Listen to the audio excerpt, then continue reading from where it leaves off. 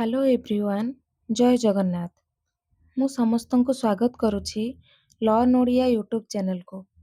ଆଜି ଆମେ ଆଲୋଚନା କରିବା ସାରଳା ଓ ପଞ୍ଚସଖା ସାହିତ୍ୟର କିଛି ଇମ୍ପୋର୍ଟାଣ୍ଟ ସର୍ଟ କୋଶ୍ଚିନ୍ ଆନ୍ସର। ଆମେ ପ୍ରିଭିୟସ୍ ଇୟର୍ କ୍ଲାସ୍ରେ ମୁଁ ଡିସ୍କସନ୍ କରିଥିଲି ପ୍ରାକ୍ ସାରଳା ସାହିତ୍ୟ। ସାରଳା ସାହିତ୍ୟର ବି ଆଉ ଗୋଟିଏ ଭିଡ଼ିଓ ଅପଲୋଡ଼ ହେଇଛି। ଯେଉଁମାନେ ଦେଖିନାହାନ୍ତି ଡେସ୍କ୍ରିପ୍ସନ୍ରେ ଦେଇଦେଇଛି ଲିଙ୍କ୍, ତାକୁ ଦେଖିନେବେ। ଆଉ ଚ୍ୟାନେଲରେ ଯଦି ନୂଆ ଥିବେ ଲାଇକ୍, ସେୟାର, ସବସ୍କ୍ରାଇବ୍ କରିବାକୁ ଜମା ବି ଭୁଲିବେନି। ଚାଲନ୍ତୁ ଆମେ ଆଲୋଚନା କରିବା। ସାରଳା ଦାସଙ୍କ ପିତୃଦତ୍ତ ନାମ କ'ଣ ଥିଲା? ସିଦ୍ଧେଶ୍ୱର ପରିଡ଼ା। ସାରଳା ଦାସଙ୍କ ଜନ୍ମସ୍ଥାନ କେଉଁଠି? ଝଙ୍କଡ଼ ନିକଟସ୍ଥ କନକପୁର ପାଟଣା। କେଉଁ ଦେବୀଙ୍କ ଠାରେ ସାରଳା ଦାସ ନିଜକୁ ସମର୍ପିଥିଲେ ବୋଲି ବିଶ୍ୱାସ ରହିଛି? ଦେବୀ ସାରଳାଙ୍କ ପାଖରେ। ସାରଳା ଦାସଙ୍କ ସମୟରେ ଓଡ଼ିଶାର ସମ୍ରାଟ କିଏ ଥିଲେ? କପିଳେନ୍ଦ୍ର ଦେବ। ପୂର୍ବଜନ୍ମରେ ସାରଳା ଦାସ କେଉଁ ନାମରେ ପରିଚିତ ଥିଲେ ବୋଲି ଉଲ୍ଲେଖ ଅଛି? କାଳିଦାସ। କପିଳେନ୍ଦ୍ର ଦେବଙ୍କ ସାମ୍ରାଜ୍ୟ କେଉଁଠାରୁ କେତେ ଯାଏଁ ବିସ୍ତୃତ ଥିଲା? ଗଙ୍ଗାଠାରୁ କାବେରୀ ଯାଏଁ। ପରଶୁରାମ ବିଜୟ ନାଟକର ସ୍ରଷ୍ଟା କିଏ? କପିଳେନ୍ଦ୍ର ଦେବ। ପଞ୍ଚଦଶ ଶତାବ୍ଦୀରେ ରଚିତ କେଉଁ ସଂସ୍କୃତ ନାଟକରେ ଓଡ଼ିଆ ଗୀତ ରହିଛି? ପରଶୁରାମ ବିଜୟ। ଅଭିନବ ବେଣୀ ସଂହାରମ୍ ନାଟକ କିଏ ରଚନା କରିଥିଲେ? ପୁରୁଷୋତ୍ତମ ଦେବ। କେଉଁ ବିଦେଶୀ ଗବେଷକ ଓଡ଼ିଶା ଇତିହାସରେ ସାରଳା ଦାସଙ୍କୁ ଆଦିସ୍ରଷ୍ଟା ଭାବରେ ଗ୍ରହଣ କରିଥିଲେ? William hunter. କିଏ ପ୍ରଥମେ ସାରଳା ଦାସଙ୍କୁ କପିଳେନ୍ଦ୍ର ଦେବଙ୍କ ସମକାଳୀନ ବୋଲି ଯୁକ୍ତି ବାଢ଼ିଥିଲେ? ଗୋପୀନାଥ ନନ୍ଦ ଶର୍ମା। କେଉଁ ଗ୍ରନ୍ଥରେ? ଭାରତ ଦର୍ପଣ ପୁସ୍ତକରେ। ସାରଳା ଦାସଙ୍କୁ ଶୂଦ୍ରମୁନି ଭାବରେ କିଏ କହିଛନ୍ତି? ସାରଳା ଦାସ ତାଙ୍କ ଗ୍ରନ୍ଥରେ ନିଜକୁ ଶୂଦ୍ରମୁନି ଭାବରେ କହିଛନ୍ତି। ସାରଳା ଦାସଙ୍କ ରଚିତ ପ୍ରଥମ ଗ୍ରନ୍ଥଟି କ'ଣ? ପିଲାମାନେ ମନେ ରଖିବ, ସାରଳା ଦାସଙ୍କ ରଚିତ ପ୍ରଥମ ଗ୍ରନ୍ଥଟି ହେଉଛି ବିଲଙ୍କା ରାମାୟଣ। ସାରଳା ମହାଭାରତର ଶ୍ଲୋକ ସଂଖ୍ୟା କେତେ? 1,40,000। ଦେବୀ ଭାଗବତର ଅନ୍ୟ ନାମ କ'ଣ? ଚଣ୍ଡୀପୁରାଣ। ଚଣ୍ଡୀପୁରାଣ ସିରି ଭାଗବତ ବୋଲି ବି ମଧ୍ୟ କୁହାଯାଏ। ଚଣ୍ଡୀପୁରାଣର ସ୍ରଷ୍ଟା କିଏ? ସାରଳା ଦାସ। ଯାହା ନାହିଁ ଭାରତେ ତାହା ନାହିଁ ଭାରତେ। ଏହି ଉକ୍ତିଟି କେଉଁ ଗ୍ରନ୍ଥ ପାଇଁ ପ୍ରଯୁଜ୍ୟ? ସାରଳା ମହାଭାରତ। ପୁରାଣର ଲକ୍ଷ୍ୟ କ'ଣ? ଚତୁର୍ବର୍ଗ ଫଳପ୍ରାପ୍ତି। ଚତୁର୍ବର୍ଗ ଫଳପ୍ରାପ୍ତିର ଅର୍ଥ କ'ଣ? ଧର୍ମ, ଅର୍ଥ, କାମ, ମୋକ୍ଷ। ଓଡ଼ିଆ ଦାଣ୍ଡିବୃତ୍ତର ଜନକ କିଏ? ସାରଳା ଦାସ। ଦାଣ୍ଡିବୃତ୍ତର ମୂଳ କ'ଣ? ସଂସ୍କୃତ ଦଣ୍ଡକ ବୃତ୍ତ ବା ପ୍ରାକୃତ ଦିଣ୍ଡବୃତ୍ତ। ଦାଣ୍ଡିବୃତ୍ତର ଅନ୍ୟ ନାମ କ'ଣ? ମୁକ୍ତ ଛାନ୍ଦ। ସାରଳା ମହାଭାରତରେ କେତୋଟି ପର୍ବ ରହିଛି? 18ଟି ପର୍ବ। ସାରଳା ମହାଭାରତର କେଉଁ ପର୍ବ ସାରଳା ଦାସଙ୍କ ମୌଳିକ କଳ୍ପନା? ମଧ୍ୟ ଗଦା କାହିଁସିକା ପର୍ବ। ବ୍ୟାସକୃତ ମହାଭାରତରେ କେତୋଟି ଶ୍ଲୋକ ରହିଛି? 1,00,000 ଶ୍ଲୋକ ରହିଛି। ସାରଳା ମହାଭାରତର ପ୍ରତି ପାଦରେ ସର୍ବନିମ୍ନ ଓ ସର୍ବାଧିକ ଅକ୍ଷର ସଂଖ୍ୟା କେତେ? ସର୍ବନିମ୍ନ 9, ସର୍ବାଧିକ 32। ବିଚିତ୍ର ରାମାୟଣ କାହାର ସୃଷ୍ଟି? ବିଶ୍ୱନାଥ ଖୁଣ୍ଟିଆ। ରାଜ୍ୟ କରିବାକୁ ଏବେ ଧର୍ମ ପ୍ରତିପାଳି, ଅଧର୍ମ କଲେ ସହିବ ନାହିଁ ମହିସ୍ଥଳୀ। କେଉଁଠାରୁ ଆସିଛି? ସାରଳା ମହାଭାରତର ଶାନ୍ତି ପର୍ବରୁ ଆସିଛି। ଶୂଦ୍ରମୁନିରେ ମୁନି ଶବ୍ଦଟି କେଉଁ ଅର୍ଥରେ ବ୍ୟବହାର କରାଯାଇଛି? କବି ବା ଶାସ୍ତ୍ରକାର ଅର୍ଥରେ ବ୍ୟବହାର କରାଯାଇଛି। ସାରଳା ଦାସଙ୍କ ସମ୍ଭାବ୍ୟ ସମୟ? ପଞ୍ଚଦଶ ଶତାବ୍ଦୀର ସମୟ। ଆଉ କେଉଁ ରାଜା? କପିଳେନ୍ଦ୍ର ଦେବଙ୍କ ସମୟର ସେ ହେଉଛନ୍ତି କବି। ଖଲ୍ୟକାର ପ୍ରସଙ୍ଗ କେଉଁ ପୁରାଣରେ ରହିଛି? ସାରଳା ମହାଭାରତରେ। ସତ୍ୟ ଆମ୍ବ ପ୍ରସଙ୍ଗ କେଉଁ ପର୍ବରେ ରହିଛି? ବନ ପର୍ବରେ। ମହାଭାରତର କେଉଁ ଚରିତ୍ର ସନ୍ତାନ ଜନ୍ମ ହେବା କ୍ଷଣି ମାରି ଦେଉଥିଲେ? ଗଙ୍ଗା। କୁନ୍ତୀ ବୋଇଲେ ଭିକ୍ଷାସୀ ଅଟନ୍ତି ମୋ ପୋଏ, ତୋ କର୍ମେ ଏହାକୁ ତୁହି ପାଇଲୁ ଗୋ ମାଏ। କାହା ଉଦ୍ଦେଶ୍ୟରେ କୁହାଯାଇଛି? ଦ୍ରୌପଦୀଙ୍କ ଉଦ୍ଦେଶ୍ୟରେ। କ୍ଷୁଧାତୁର ବ୍ରାହ୍ମଣ କେଉଁ ଋତୁରେ ଆମ୍ବ ଖାଇବା ପାଇଁ ପାଣ୍ଡବମାନଙ୍କୁ ମାଗିଛନ୍ତି? ଶରତ ଋତୁରେ। କେଉଁ ପର୍ବ ସରସଜ୍ଜାରେ ଥିବା କେଉଁ ପର୍ବରେ ସରଶଯ୍ୟାରେ ଥିବା ଭୀଷ୍ମ ଯୁଧିଷ୍ଠିରଙ୍କୁ ଉପଦେଶ ଦେଇଛନ୍ତି? ଶାନ୍ତି ପର୍ବରେ। ଶ୍ରୀ ଚୈତନ୍ୟଙ୍କ ଓଡ଼ିଶା ଆଗମନ କେବେ ହୋଇଥିଲା? 1510ରେ। କିଛି କିଛି ବହିରେ ଲେଖା ହେଇଛି 1509ରେ ବୋଲି। ଶ୍ରୀ ଚୈତନ୍ୟଙ୍କ ଓଡ଼ିଶା ଆଗମନ ପୂର୍ବରୁ କୃଷ୍ଣ ଉପାସନାର ପ୍ରଧାନ ପୀଠ କେଉଁ ଗୋଟେ ଥିଲା? ରେମୁଣାର ଗୋପୀନାଥ ମନ୍ଦିର। ଗୋପୀ ଜନାଲିଙ୍ଗିତ ମଧ୍ୟଭାଗଂ ବେଣୁ ଧମନ୍ତଂ ବୃଷଲୋଳ ନେତ୍ରମ୍। ଶ୍ଲୋକର ସ୍ରଷ୍ଟା କିଏ? ପୁରୁଷୋତ୍ତମ ଦେବ। ପଞ୍ଚସଖା କିଏ? ପଞ୍ଚସଖା ଭାବରେ ଆମର ବଳରାମ ଦାସ, ଜଗନ୍ନାଥ ଦାସ, ଅଚ୍ୟୁତାନନ୍ଦ ଦାସ, ଯଶୋବନ୍ତ ଦାସ, ଅନନ୍ତ ଦାସଙ୍କୁ କୁହାଯାଏ। ଜଗନ୍ନାଥ ଚରିତାମୃତର ଲେଖକ କିଏ? ଦିବାକର ଦାସ। ଜଗନ୍ନାଥ ଦାସ ଶ୍ରୀମନ୍ଦିରର କେଉଁ ସ୍ଥାନରେ ବସି ଭାଗବତ ବ୍ୟାଖ୍ୟା କରୁଥିଲେ?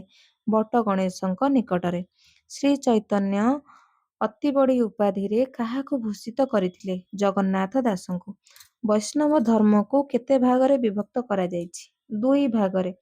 ଗୋଟେ ହେଲା ଉତ୍କଳୀୟ ବୈଷ୍ଣବ, ଆଉ ଗୋଟେ ହେଲା ଗୌଡ଼ୀୟ ବୈଷ୍ଣବ।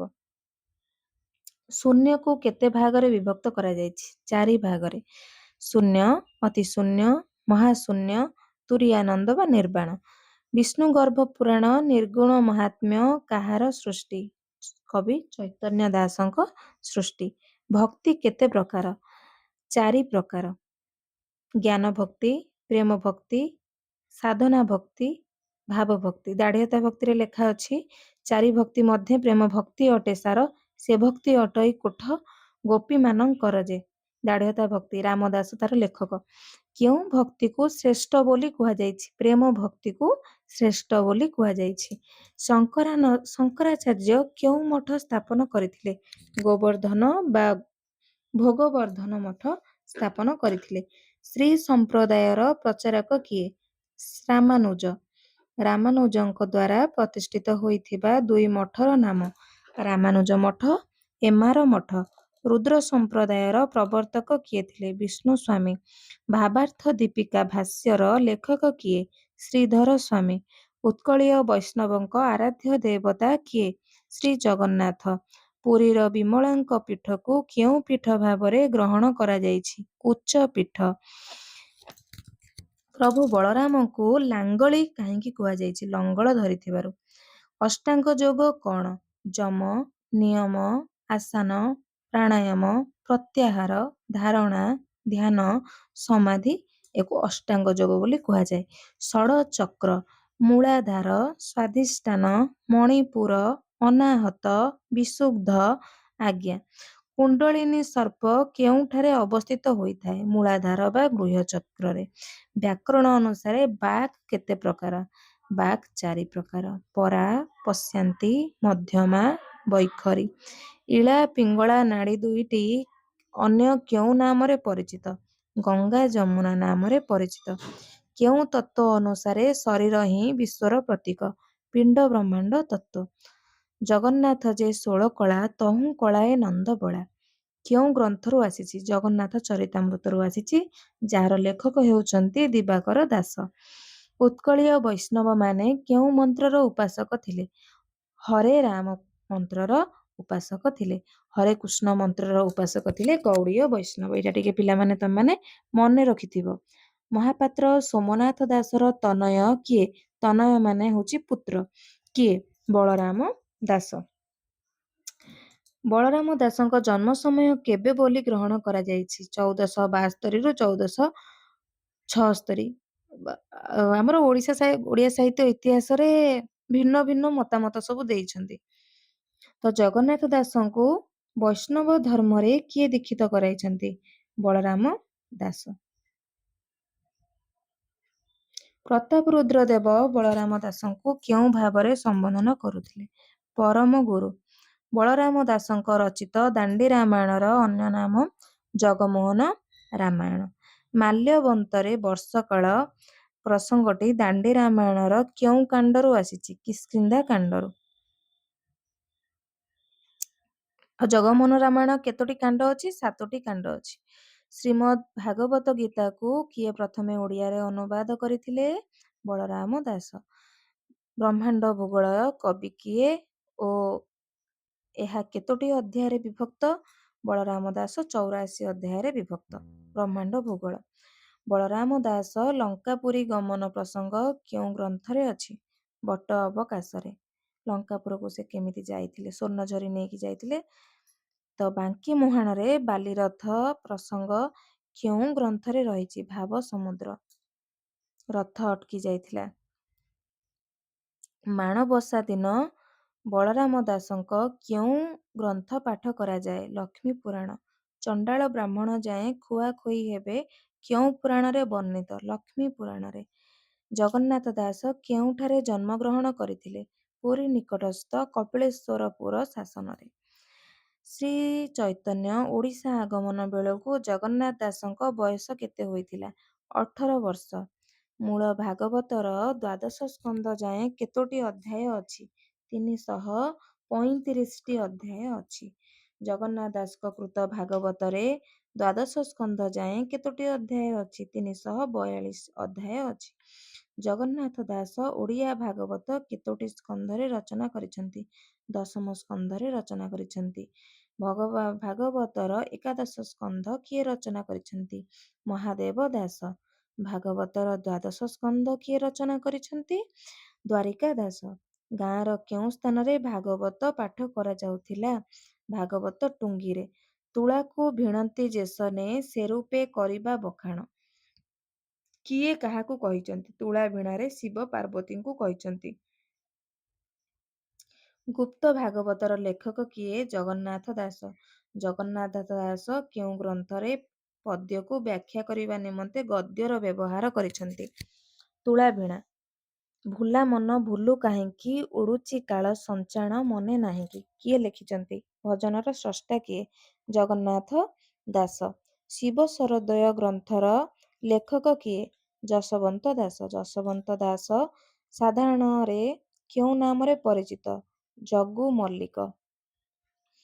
ଯଶବନ୍ତ ଦାସଙ୍କ ପ୍ରେମଭକ୍ତି ବ୍ରହ୍ମଗୀତାରେ କେତୋଟି ଅଧ୍ୟାୟ ରହିଛି? 5ଟି ଅଧ୍ୟାୟ ରହିଛି। ଗୀତ ଗୋବିନ୍ଦଚନ୍ଦ୍ରର ସ୍ରଷ୍ଟା କିଏ? ଯଶବନ୍ତ ଦାସ। ଗୋବିନ୍ଦଚନ୍ଦ୍ରର ଗୁରୁ କିଏ? ହାଡ଼ିପା। ଯଶବନ୍ତଙ୍କର କେତୋଟି ଶିଷ୍ୟ ଥିଲେ ବୋଲି ଶୁଣାଯାଏ? 750। ଯଶବନ୍ତ ଦାସଙ୍କ ମଠ କେଉଁଠାରେ ଅବସ୍ଥିତ? ଯଶବନ୍ତ ଦାସଙ୍କ ମଠ ଅଢଙ୍ଗଠାରେ ଅବସ୍ଥିତ। ଅଚ୍ୟୁତାନନ୍ଦ ଦାସ କେଉଁଠାରେ ଜନ୍ମଗ୍ରହଣ କରିଥିଲେ? ନେମାଳ ନିକଟବର୍ତ୍ତୀ ତିଳକଣାଠାରେ ଜନ୍ମଗ୍ରହଣ କରିଥିଲେ। ଉଦୟ କାହାଣୀ ଅନୁସାରେ ପଞ୍ଚସଖାଙ୍କ ମଧ୍ୟରେ ବୟୋଜ୍ୟେଷ୍ଠ କିଏ ଥିଲେ? ଅଚ୍ୟୁତାନନ୍ଦ ଦାସ। ଶ୍ରୀମନ୍ଦିରର 22 ପାହାଚର ଏକବିଂଶ ପାହାଚର ନାମ କ'ଣ ଥିଲା? ତ୍ରିପୁର। ଶୂନ୍ୟ ସଂହିତାର ଲେଖକ କିଏ? ଅଚ୍ୟୁତାନନ୍ଦ ଦାସ। ଶୂନ୍ୟ ସଂହିତାରେ ପଞ୍ଚମହାଜନ କାହାକୁ କୁହାଯାଇଛି? ମୁକୁନ୍ଦ, ଉଦାନ, ପବନ, ରାମ, ଧର୍ମ। ଅଚ୍ୟୁତାନନ୍ଦ କେଉଁ ଗ୍ରନ୍ଥରେ କୈବର୍ତ୍ୟମାନଙ୍କର ଗୌରବ କଥା ବର୍ଣ୍ଣନା କରିଛନ୍ତି? କୈବର୍ତ୍ତ ଗୀତାରେ। ଚନ୍ଦ୍ରକୁ ଜହ୍ନମାମୁଁର ନାମକରଣ ପ୍ରସଙ୍ଗ କେଉଁ ଗ୍ରନ୍ଥରେ ରହିଛି? ଗୋପାଳଙ୍କ ଓଗାଳରେ। ଗୋପାଳଙ୍କ ଓଗାଳ କିଏ ଲେଖିଛନ୍ତି? ଅଚ୍ୟୁତାନନ୍ଦ ଦାସ। ଅଚ୍ୟୁତାନନ୍ଦ ଦାସଙ୍କ ଅଷ୍ଟଗୁଜ୍ଜରୀ କେଉଁ ରାଗରେ ରଚିତ? ରାମକେରି ରାଗରେ ରଚିତ। ଆଗତ ଭବିଷ୍ୟ ମାଳିକାର ସ୍ରଷ୍ଟା କିଏ? ଅଚ୍ୟୁତାନନ୍ଦ ଦାସ। ଅଚ୍ୟୁତାନନ୍ଦଙ୍କ ହରିବଂଶ କେଉଁ ନାମରେ ପରିଚିତ? ସାତଖଣ୍ଡିଆ ହରିବଂଶ ନାମରେ ପରିଚିତ। ବୋଇଲେ ସ୍ତ୍ରୀଙ୍କର ତ ଅଟେ କେଡ଼େ ବୁଦ୍ଧି ପ୍ରମୋଦା ନାମ ତେଣୁଟି ଜଗତେ ପ୍ରସିଦ୍ଧି। କେଉଁ ଗ୍ରନ୍ଥରୁ ଆସିଛି? ହରିବଂଶରୁ। ଅନନ୍ତ ଦାସଙ୍କ ଅନ୍ୟ କେଉଁ ନାମରେ ଖ୍ୟାତ? ଶିଶୁ ଅନନ୍ତ ନାମରେ। ଅଚ୍ୟୁତାନନ୍ଦ ଓ ପଞ୍ଚସଖା ଧର୍ମ ପୁସ୍ତକର ଲେଖକ କିଏ? ଚିତ୍ତରଞ୍ଜନ ଦାସ। ଶିଶୁ ଅନନ୍ତଙ୍କ ଜନ୍ମସ୍ଥାନ କେଉଁଠି? ବାଲିପାଟଣା। ଅନନ୍ତ ଦାସଙ୍କ ମନ୍ତ୍ରର ନାମ କ'ଣ? ସୂର୍ଯ୍ୟ ନାରାୟଣ ମନ୍ତ୍ର। ହେତୁ ଉଦୟ ଭାଗବତର ଲେଖକ କିଏ? ଶିଶୁ ଅନନ୍ତ ଦାସ। ଅନନ୍ତ ଦାସ କେଉଁ ସମ୍ପ୍ରଦାୟର ପ୍ରତିଷ୍ଠାତା? ଶିଶୁ ସମ୍ପ୍ରଦାୟର। ଶ୍ରୀ ଜଗନ୍ନାଥଙ୍କୁ ଦର୍ଶନ କରିବା ମାତ୍ରେ ଶ୍ରୀ ଚୈତନ୍ୟ କ'ଣ ଗାନ କରିଥିଲେ? ଜଗନ୍ନାଥାଷ୍ଟକ। ଯୋଉ କଦାଚିତ୍ କାଳିନ୍ଦୀ ତଟ ବିପିନ ସଙ୍ଗୀତ କରବୋ, ଏଇ ଗୀତ ଗାଇଥିଲେ। ଉଦାଭିରି ନାରୀ ବଦନ କମଳ ସ୍ୱାଦ ମଧୁପ। ରାମା ଶମ୍ଭୁ ବ୍ରହ୍ମା ସୁରପତି ଗଣେଶ ଚିତ୍ତପଦ ଜଗନ୍ନାଥ ସ୍ୱାମୀ ନୟନ ପଥଗାମୀ ଭବ ତୁମେ। ଏଇ ଜଗନ୍ନାଥ ଷ୍ଟକ ଚୈତନ୍ୟଙ୍କୁ ଯେତେବେଳେ ଦର୍ଶନ କରିଥିଲେ ଜଗନ୍ନାଥ ଗାନ କରିଥିଲେ। ଜଗନ୍ନାଥଙ୍କୁ ଦର୍ଶନ କରିବା ମାତ୍ରେ ଶ୍ରୀ ଚୈତନ୍ୟ ଗାନ କରିଥିଲେ। ପଞ୍ଚସଖା ଧର୍ମର ତ୍ରିବେଣୀ ତତ୍ତ୍ୱ କଣ? ଜଗନ୍ନାଥ, ଜ୍ଞାନ ମିଶ୍ରା ଭକ୍ତି, ଯୋଗ ସାଧନା। ମୟୂର ଚନ୍ଦ୍ରିକା ଗ୍ରନ୍ଥର ଲେଖକ କିଏ? ଶ୍ରୀହରି ଦାସ। ଅଣାକାର ସଂହିତା ଗ୍ରନ୍ଥର ସ୍ରଷ୍ଟା କିଏ? ନନ୍ଦ ଦାସ। ଆଧ୍ୟାତ୍ମ ରାମାୟଣର ଲେଖକ କିଏ? ହଳଧର ପଟ୍ଟନାୟକ। ନୃସିଂହ ପୁରାଣର ରଚୟିତା କିଏ? ପୀତାମ୍ବର ଦାସ। ଜଗନ୍ନାଥ ବଲ୍ଲଭ ନାଟକର ସ୍ରଷ୍ଟା କିଏ? ରାୟ ରାମାନନ୍ଦ। ପଞ୍ଚସଖାକୁ ସଖାହୀନ ପଞ୍ଚସଖା ବୋଲି କିଏ କହିଛନ୍ତି? ନଟବର ସାମନ୍ତରାୟ। ପଞ୍ଚସଖା ଏକ ପ୍ରବଞ୍ଚନା ବୋଲି କିଏ ଯୁକ୍ତି ବାଢ଼ିଛନ୍ତି? ସଚ୍ଚିଦାନନ୍ଦ ମିଶ୍ର। ଯଦୁ ଅବଧୂତ ସମ୍ବାଦ ଭାଗବତର କେଉଁ ସ୍କନ୍ଧରେ ବର୍ଣ୍ଣିତ? ଦଶମ ସ୍କନ୍ଧରେ। ଜଗନ୍ନାଥ, ବଳଭଦ୍ର, ସୁଭଦ୍ରାଙ୍କୁ ବୌଦ୍ଧ ତ୍ରିରତ୍ନର ପାଲି ସଂକେତ ରୂପେ କିଏ ପ୍ରମାଣିତ କରିଛନ୍ତି? ହରେକୃଷ୍ଣ ମହାତାବ ଓଡ଼ିଶା ସାହିତ୍ୟ ଇତିହାସରେ ବର୍ଣ୍ଣିତ କରିଛନ୍ତି। ଦେଉଳ ତୋଳା ପ୍ରସଙ୍ଗର ସ୍ରଷ୍ଟା କିଏ? ବିପ୍ର ନୀଳାମ୍ବର। ମଥୁରା ମଙ୍ଗଳର ସ୍ରଷ୍ଟା କିଏ? ଭକ୍ତ ଚରଣ ଦାସ। କହଇ ମନ ଆରେ ମୋବଲ କର କେଉଁ ଗ୍ରନ୍ଥରୁ ଆସିଛି? ମନବୋଧ ଚଉତିଶାରୁ। ଆଉ ଭକ୍ତ ଚରଣ ଦାସ ଲେଖିଛନ୍ତି କଳା କଳେବର ଚଉତିଶା, ମନବୋଧ ଚଉତିଶା, ମଥୁରା ମଙ୍ଗଳ। ଭାବ ସମୁଦ୍ରର ଶ୍ଲୋକ ସଂଖ୍ୟା କେତେ? 725। ଆଉ ଭାବ ସମୁଦ୍ର କିଏ ରଚନା କରିଥିଲେ? ବଳରାମ ଦାସ। ପଞ୍ଚସଖା ମଧ୍ୟରୁ ସର୍ବାଧିକ ଗ୍ରନ୍ଥ କିଏ ରଚନା କରିଛନ୍ତି? ଅଚ୍ୟୁତାନନ୍ଦ ଦାସ। ଗୋପାଳଙ୍କ ଉଗାଳ ଗ୍ରନ୍ଥର ରଚୟିତା କିଏ? ଅଚ୍ୟୁତାନନ୍ଦ ଦାସ। ବଳରାମ ଦାସ କେଉଁ ସମ୍ପ୍ରଦାୟର ଅନ୍ତର୍ଭୁକ୍ତ? ବିଷ୍ଣୁ ସ୍ୱାମୀ ସମ୍ପ୍ରଦାୟର ଅନ୍ତର୍ଭୁକ୍ତ।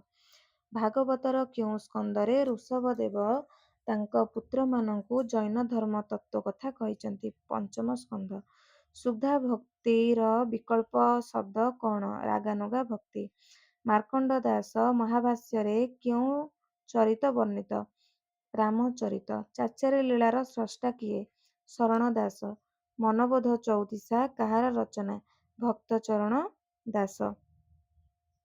ଦୀପ୍ତିସାର ଗୀତା କାହାର ରଚନା? ବଳରାମ ଦାସ। ମାନଗୋବିନ୍ଦ କିଏ? ମାନଗୋବିନ୍ଦ ହେଉଛନ୍ତି ଦୁର୍ଯ୍ୟୋଧନ। ପଦ୍ମପୁରାଣ କେଉଁ କବିଙ୍କ ରଚନା? ନୀଳାମ୍ବର ଦାସ। ଅମୃତ ବିନୟ ବଚନ କହି ତୋଷିବ ପ୍ରାଣୀ ମନ। ଏଇ ପଦଟି କାହା ଦ୍ୱାରା ରଚିତ? ଜଗନ୍ନାଥ ଦାସଙ୍କ ଦ୍ୱାରା ରଚିତ। ସେ ଭାଗବତରେ କହିଥିଲେ। ଏ ନୀଳଗିରି ନିତ୍ୟ ସମ କାହାର ଉକ୍ତି? ବଳରାମ ଦାସ। ଓଡ଼ିଆ ପଞ୍ଚମହାପୁରାଣ କାହାକୁ କୁହାଯାଏ?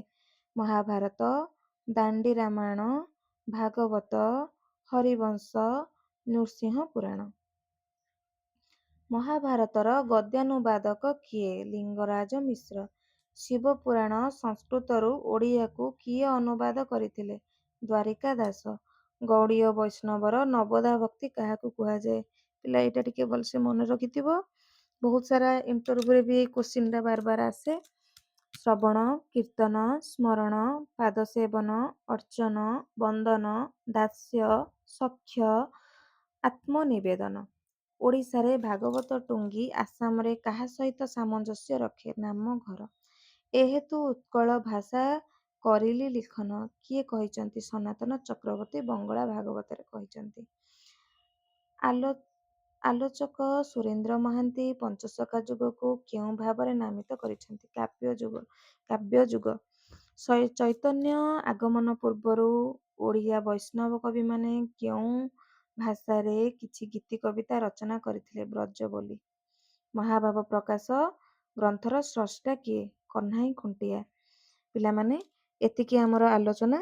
ନେକ୍ସଟ ଭିଡ଼ିଓରେ ଆମେ ରୀତି ସାହିତ୍ୟ ଉପରେ କିଛି ଭିଡ଼ିଓ ମୁଁ ଅପଲୋଡ଼ କରିବି। ଆଉ ଯଦି ଚ୍ୟାନେଲରେ ନୂଆ ଥିବେ ଲାଇକ୍ ସେୟାର ସବସ୍କ୍ରାଇବ କରିବାକୁ ଜମା ଭୁଲିବେନି। ଆଉ ଯଦି କାହାର କିଛି କେଉଁ ବିଷୟ ଉପରେ ଡାଉଟ୍ ରହୁଛି କମେଣ୍ଟ ମାଧ୍ୟମରେ ମୋତେ ଜଣେଇବେ।